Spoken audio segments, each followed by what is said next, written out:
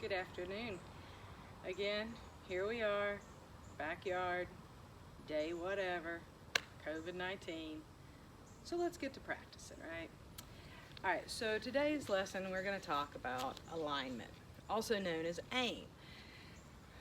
This used to be why the caddies on tour got paid so much. They would help the players, and they would help the touring professionals line up. Well, now that rule has changed, so now we have to sort through it and find our aim ourselves. So we've got some tricks up our sleeve to kind of help this. Again, alignment is one of the fundamentals. A lot of times our swing, our setup, everything else gets blamed because we were aimed wrong. And it really wasn't our swing's fault. The swing was doing what she's trained to do. We were already aimed over there. And if you've had this class with me, and I give this class numerous times, this class, it's a tough one. So I'm just going to hit some high points today. We'll come back to it at a later date and get a little bit more in detail on some things. Key elements for today's alignment or aim class. The phrase I want you to remember is parallel theory. Parallel, two objects that run side by side, never intersecting, okay? Now we've got two arrows on the ground. The first arrow, the orange arrow, is going to be what's called your target line. That is ultimately where you want the ball to go.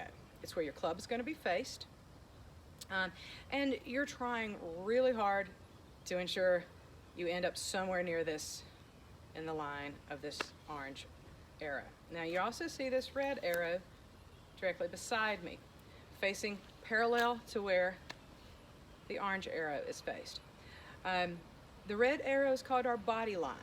This is ultimately where our body, our shoulders, our hips, our ankles, and this also includes our eyes, they're aimed.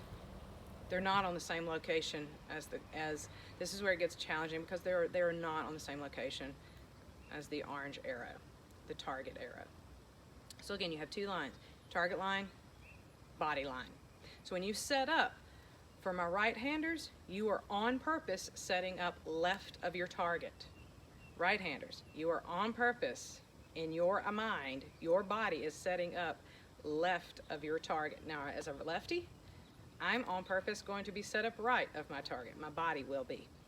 But my body, that also includes my eyes. So this is, again, why this element, this fundamental, is the most challenging fundamental we have.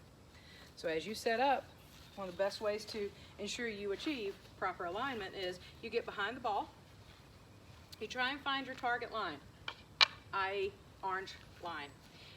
You try and find something, usually out in front of it, out in front of your ball. Just try and help yourself line up to it. As you come up, you grab your proper grip that we've talked about in the past. You set your orange line first. You set your target line. Don't set your body first. Set your target line first to where you would like it to go, like the ball to go. Then you take your body and you try and achieve parallel to your body with the actual orange line, the target line. Most of us, most righties, y'all aim way too much to the right. Most lefties aim way too much to the left for obvious reasons. Dominancy in our eyes. So we have to do, again, the manual override. I know I'm aimed too far to my left, so I bring myself back. You see that? It is a habit I have had for over 30 years. I will bring myself back. The way you can check this, put your club on your toes, not on your body.